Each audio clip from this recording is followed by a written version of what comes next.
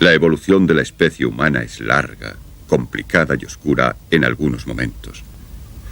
Con lo único que contamos es con unos restos humanos fosilizados y dispersos, encontrados por arqueólogos y antropólogos en lugares remotos y salvajes.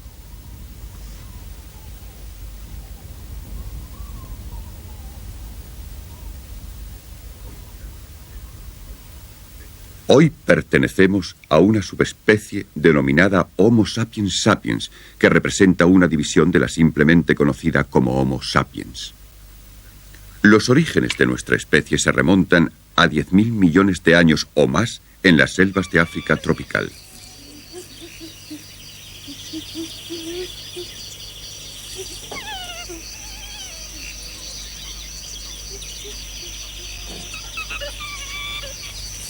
Fue entonces cuando los primitivos antepasados de la humanidad, unas criaturas simiescas con grandes mandíbulas y fuertes brazos y manos, descendieron de los árboles y comenzaron a andar sobre los pies por los prados circundantes.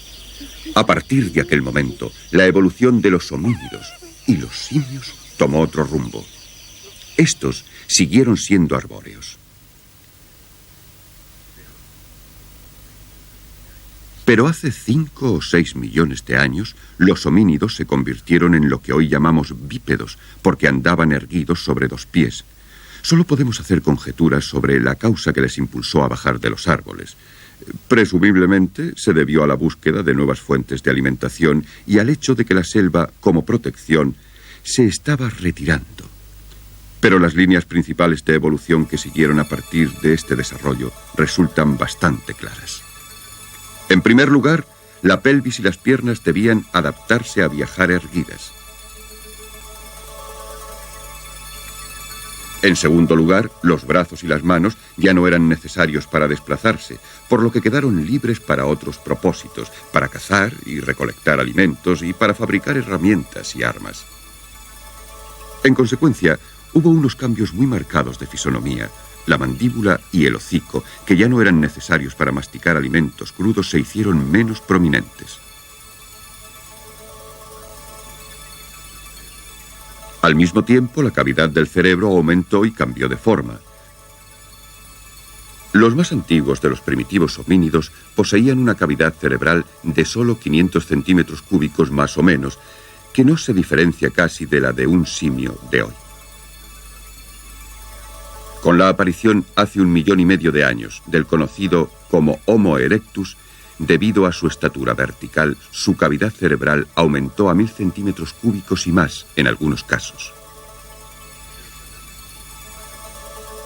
Pero se remontan a tan solo 50.000 años los restos de esqueletos hallados que no se pueden distinguir de los de un hombre moderno y cuyo cerebro había alcanzado la media actual de 1500 centímetros cúbicos.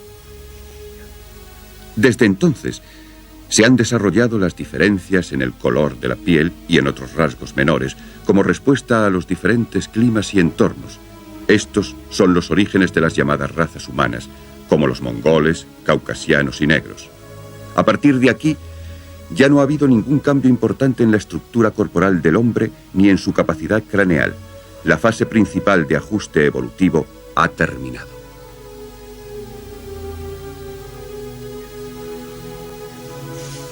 En este proceso, el factor decisivo fue el desarrollo del cerebro. El hombre fue el primero de las criaturas de la Tierra que se especializó en el poder mental en vez de en el poder físico. Son nuestras habilidades mentales únicas las que explican nuestra inventiva, nuestra capacidad de aprender, la comunicación y la acción conjunta, y por encima de todo, la adaptabilidad que ha permitido que los hombres y mujeres se trasladaran desde su tierra natal en África a través de Asia y Europa a América y Australia. Al principio, los antepasados de la humanidad fueron carroñeros y carnívoros. En una etapa notablemente temprana, tal vez hace 2 millones de años, se utilizaron piedras y guijarros para cazar pequeños animales. Estas primeras armas eran, naturalmente, toscas y primitivas. Pero después de algún tiempo, empezaron a labrar las piedras para convertirlas en instrumentos afilados como las hachas de mano, rascadores, cuchillas y finalmente flechas puntiagudas.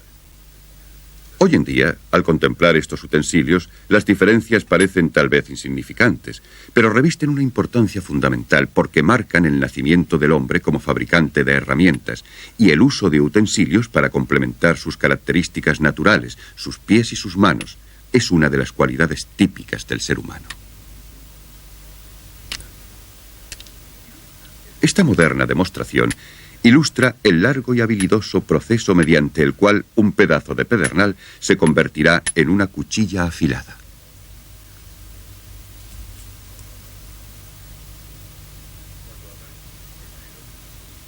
Cuando apareció en escena el Homo sapiens, ya utilizaba huesos, astas de ciervo y colmillos de mamut para sus útiles, así como la piedra. Por muy simples que parezcan, estos utensilios supusieron la primera etapa de la tecnología humana. El resultado práctico inmediato fue permitir que los primeros hombres cazaran animales de mayor tamaño, como el mamut, el uro, bisonte europeo, el rinoceronte, el tigre de colmillos de sable y el silvaterium. Estas eran las criaturas que habitaban el mundo del hombre primitivo. Muchos de los animales eran más veloces y otros más poderosos y ágiles que el hombre, pero fue su inteligencia la que le permitió prevalecer sobre ellos. Después de los utensilios, el segundo invento de mayor importancia del hombre primitivo fue el fuego, ya que permitió que los hombres y mujeres vivieran en climas ásperos y fríos y sobrevivieran a los helados inviernos. El fuego se controló muy pronto. Los restos del uso del fuego hallados en Chesovanja, en Kenia, podrían remontarse a 1,5 millones de años. A medida que la humanidad se esparcía en las áreas templadas, el fuego fue indudablemente un instrumento esencial. Se han encontrado restos de fogatas de hace 400.000 años en lugares tan alejados como Gran Bretaña, Hungría y en las famosas cuevas de Chukutien, cerca de Pekín, en China. Esta reconstrucción de museo de un hogar de Chukutien muestra una capa de cenizas producto de fuegos consumidos que fueron dejadas hace casi 500 millones de años. Los primeros homínidos eran criaturas subtropicales o ecuatoriales, adaptados a la vida de la cálida jungla e incapaces de ampliar su campo de acción más allá de las calurosas praderas de África. Sin el control del fuego, los hombres y las mujeres no podían vivir fuera del cinturón tropical. Más aún, solo el conocimiento del fuego y las pieles de animales que utilizaban para cubrirse les permitió sobrevivir al riguroso clima de la gran era glaciar, cuando las temperaturas medias fueron entre 10 y 12 grados centígrados, inferiores a las de hoy.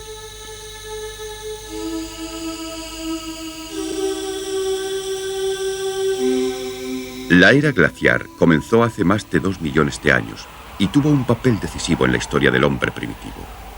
Los periodos glaciares fueron separados por periodos interglaciares y todos los continentes experimentaron variaciones de frío y calor, lluvia y sequía, mucho más extremadas que las registradas en siglos recientes.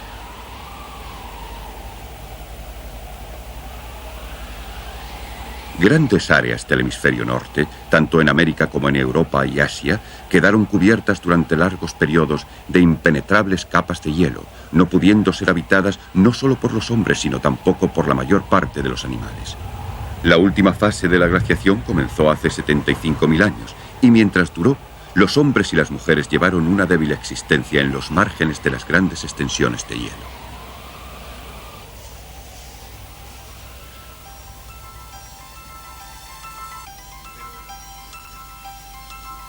Pero el avance de las capas de hielo tuvo otras importantes consecuencias. Mientras persistió el intenso frío, se helaron grandes cantidades de agua y los niveles del mar descendieron precipitadamente. Su resultado fue la aparición de grandes puentes de tierra que unieron muchas zonas continentales con algunas islas.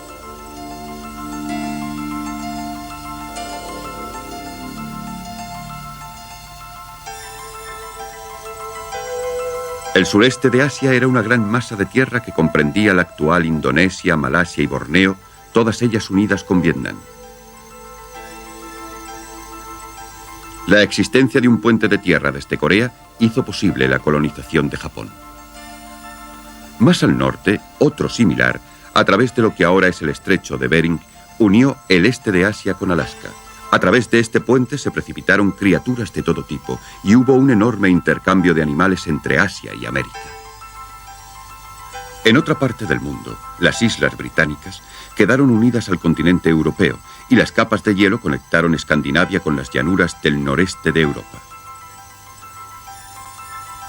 El fin de la era glaciar, cuando el hielo empezó a derretirse, ocurrió hace unos 10.000 años. Las enormes capas de hielo dieron lugar a unas ingentes cantidades de agua que a su vez provocaron un espectacular crecimiento del nivel del mar, y la configuración de los continentes, como hoy en día conocemos, empezó a aparecer. En esta época, los seres humanos ya habían demostrado habilidad para adaptarse a diferentes entornos y climas, y la población humana empezaba a crecer a un ritmo más veloz.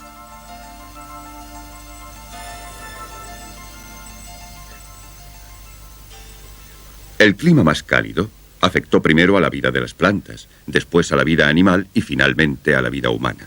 A medida que se derretían los campos de hielo, los mamuts y los ciervos que pastaban en la escasa vegetación subártica de las heladas llanuras de la tundra se dirigieron hacia el norte y los cazadores fueron en pos de su rastro.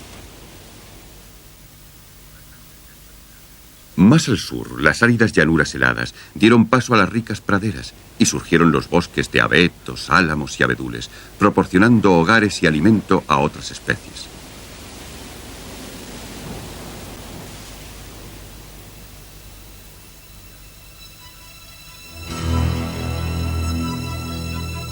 En América, al derretirse el hielo que cubría virtualmente la totalidad de Canadá, se abrió un corredor al este de las montañas rocosas, a través del cual los cazadores mongoles que habían cruzado desde Siberia a Alaska penetraron en las tierras de caza de las llanuras americanas y avanzaron rápidamente a través del istmo de Panamá hacia América del Sur. 8.000 años antes de Cristo, la humanidad había atravesado la totalidad del continente americano y alcanzado la Tierra del Fuego.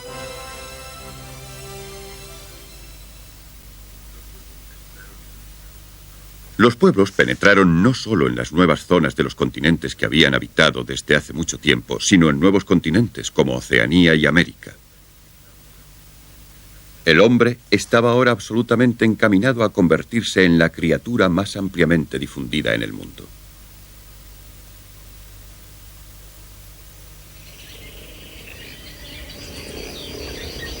Hace 10.000 años, la humanidad había colocado las bases para un nuevo progreso. La historia del futuro sería en todos sus elementos esenciales la historia humana. Una de las razones de este éxito fue que los hombres y las mujeres también habían progresado socialmente, aprendiendo a cooperar en la lucha por la existencia. Puede que los individuos y sus familias fueran capaces de atrapar y de matar pequeños animales y recolectar alimentos sencillos, pero la caza de animales de mayor tamaño requería una mayor organización y un esfuerzo común. Quizá los primeros cazadores parezcan primitivos, al igual que los pocos que quedan en las junglas del Amazonas, en el Brasil de nuestros días. Pero un estudio de estas sociedades cazadoras supervivientes es una rica fuente para comprender cómo debieron funcionar las comunidades primitivas. Un sofisticado y complejo código tribal aparece cuando estos cazadores logran descubrir y acechar a sus presas. Los cazadores de hace 10.000 años ya habían alcanzado un nivel que les colocaba muy por delante de todos los demás primates.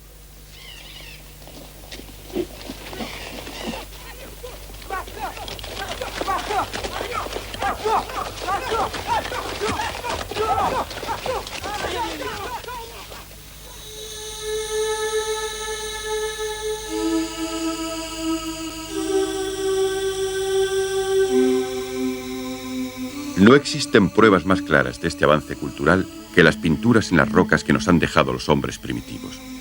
Este arte rupestre, que se remonta en algunos casos 30.000 años, es un extraordinario tributo tanto a la habilidad artística como al poder de la imaginación de nuestros antepasados humanos, tan extraordinariamente notable que durante mucho tiempo esas pinturas fueron consideradas unos fraudes modernos. El tema principal de muchas de las pinturas es la caza de animales, tal vez una obsesión natural de la comunidad prehistórica.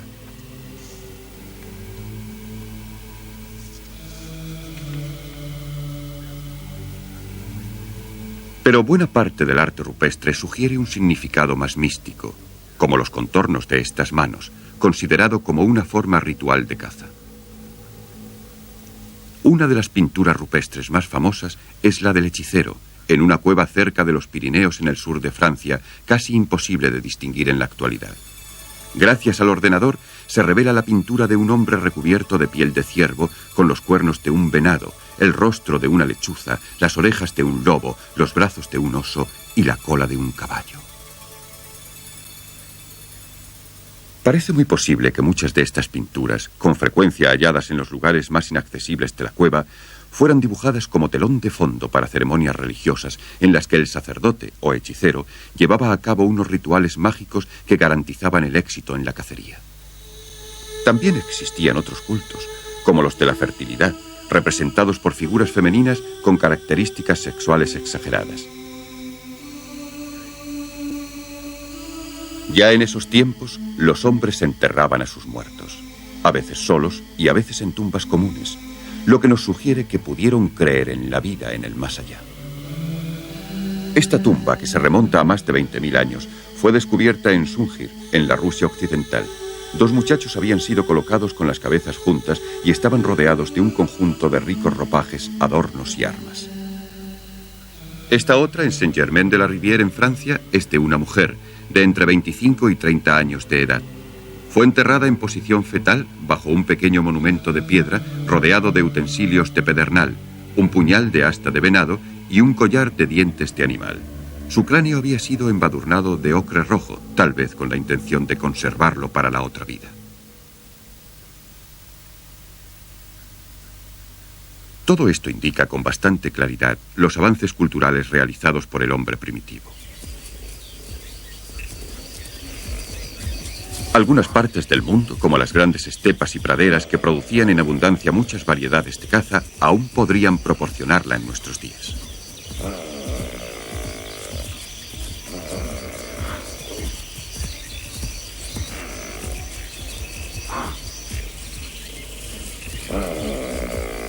Pero 9.000 años antes de Cristo, los cambios climáticos limitaron el número de presas y las posibilidades de cazar. Así, en Europa y en el Medio Oriente, los pueblos empezaron a comer una gama mucho más amplia de productos alimenticios. Las nueces, las semillas y los crustáceos fueron probablemente recogidos por las mujeres mientras los hombres estaban cazando animales en los bosques, pero tales recursos tenían una inherente limitación. Junto con los cambios climáticos, una población en crecimiento continuo, utilizando mejores técnicas de caza, contribuyó aparatosamente al agotamiento de las antes ricas fuentes de subsistencia. En América, en un plazo de 1000 años después de la llegada de los hombres, el caballo se había extinguido para siempre, hasta que fue introducido nuevamente desde Europa en el siglo XVI, junto con otros muchos mamíferos que habían ocupado los ricos pastizales del oeste y del suroeste de América.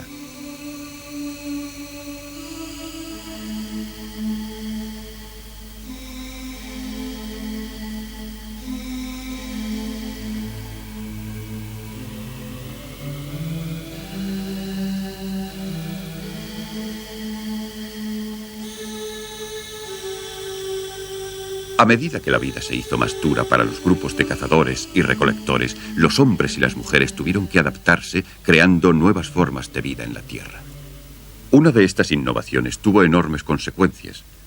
Alrededor del año 8000 a.C., en alguna parte de las montañas del Oriente Medio, hombres y mujeres empezaron a seleccionar, criar, domesticar y cultivar varias especies de plantas y de animales. Este fue el comienzo de la agricultura, y aunque la forma de vida basada en la caza persistió y se desarrolló en algunas zonas, se había dado un paso decisivo en la historia de la humanidad. A partir de los cambios climáticos, del agotamiento de los recursos de la caza y de los primeros cultivos de plantas alimenticias, tuvo lugar la transición de la forma de vida nómada agrupada basada en la caza a la vida sedentaria del agricultor. La revolución agrícola marcó el nacimiento de un nuevo mundo y lanzó a la humanidad, para bien o para mal, a la carrera que iba a conducirla desde las tierras de caza a la ciudad y a los comienzos de la civilización urbana.